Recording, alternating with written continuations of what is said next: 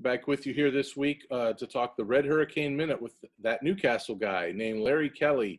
And last week, Larry, Newcastle got its first win of the season, going to 1-1 on the year with a 41-6 win over Quaker Valley, a home win.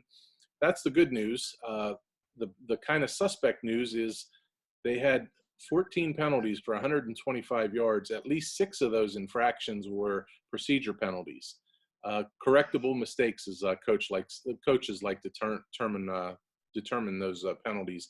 First off, Larry, your thoughts on what you know about what I just said, the penalties, the win. Well, the day after every game with my Shenango High School baseball team, we go through the good, the bad, and the ugly. The good, the bad, and the ugly. Well, the good is Newcastle took care of business on Friday. Were they a better team than Quaker Valley? Yes. But they did what they were supposed to do. They dominated the play. Mm-hmm. They held this team to minus 16 total yards. The team only had 2 first downs in the entire game. Newcastle racked up 41 points in the air and on the ground. I mean, they did everything that they were supposed to do in a game like this. This is what you're supposed to do to the Quaker Valleys of the world when you have them at home.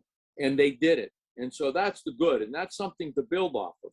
And what was especially impressive, I think, is their defensive performance. We talked about it last week. You can't give up 40 points a game and expect to win high school football games. The defense stepped up and they put a stop on Quaker Valley. And again, I don't care what Quaker Valley's record has been or what they've been in the past. To hold the team to minus 16 yards and 2 first downs is impressive. That's the good. Now, the bad is that they still have guys hurt and they're not at full strength. Michael Wells is not back. Michael Wells is a Division I football player who can play various positions on this football team. And when Mike gets back, they're going to become a better football team just due to his presence both on the offensive side of the ball and the defensive side of the ball. So hopefully he'll be back to play sooner rather than later. The ugly is the penalties. You can't have 14 penalties for 125 yards and beat a good football team. You just can't. It's not going to happen. Those are mental mistakes. I talk about it all the time. When I coach basketball and I coach baseball, physical errors, they're acceptable. They happen all the time. Mental mistakes should not happen. And I think you said there were 6 procedure penalties, pre-snap penalties. Those are mental mistakes.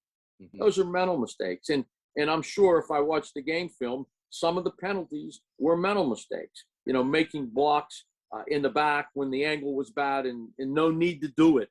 They got to clean that up. You're not going to beat good teams in a Parkway Conference with 14 penalties for 125 yards. It's just not going to happen. But step forward. They're playing Mars this week. Again, they have the game at home. In looking at the comparable scores, they look like 2 evenly matched teams. Mars traditionally has put a good football team on the field, and they're well coached. I think this will be a statement game for Newcastle. Will they come out and put a stop on Mars and win a game at home that they're supposed to win? And if they do, then I think it bodes well for the remainder of their season. Sure. All right. Couple of other areas. The center quarterback exchange with the snaps. A lot of them were in shotgun. The snaps were dropped, and I would have to watch the film to see if they were perfect snaps hitting the quarterback right in the hands, or if they were a little off left or right or high. They dropped, I believe, 5 of them, 5 of those snaps, requiring the quarterback to pick it up cleanly, and they did all 5 times. And the other thing is, this is kind of like to baseball, where if you hit a great shot into the gap and a guy catches it and you're 0 for 1, it's an out. You have no idea how well that ball was hit. That could have been a hit or a double. Well, first play of the game, Chris Hood threw a beautiful pass down the left sideline that could have went for about a 50 or 60 yard touchdown. It went right off the guy's fingertips. It wasn't overthrown. It was right off his fingertips. yeah, they ended up winning by 35 points, so it didn't affect the outcome of the game. And in the box score, it's an incomplete pass. That could have been another touchdown. It could have been another 50, 60 yards, whatever for Chris Hood, who really is coming along well. I was pretty impressed with how he performed under center Friday night. I had Chris as a ninth grade basketball player. He plays on the Newcastle varsity basketball team. Let me tell you something. Chris Hood is a tough kid, and he's a great athlete. And he had a great game. I mean, he was only making his second varsity start, threw 2 touchdown passes, ran for another, and based on what you just told me, could have maybe thrown a 3rd touchdown pass. You're going to win a lot of games with Chris Hood in the lineup. He's just a high-character young man who's a tough kid with great athleticism. Very coachable, really smart. Chris Hood's a player, and he had a great game on Friday night. Sure. And lastly, Larry, before we transition to another subject, we are rapidly turning Red Hurricane Minute into Red Hurricane 5 minutes. Your opinion on this? Michael Wells is hurt, broken hand, so he's out for a few weeks. Is there a silver lining in this anywhere?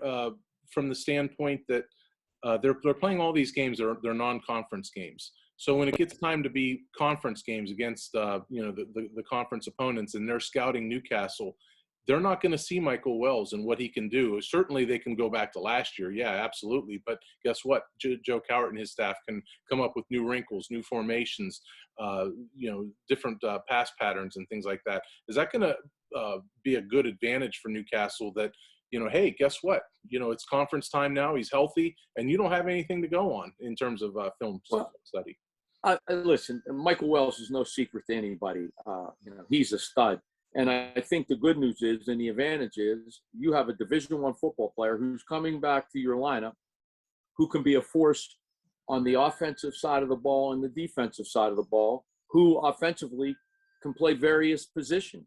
Listen, he's a great quarterback. He has a great arm. If I were Michael Wells, I'd be playing baseball next year. I think the young man has a Division I arm.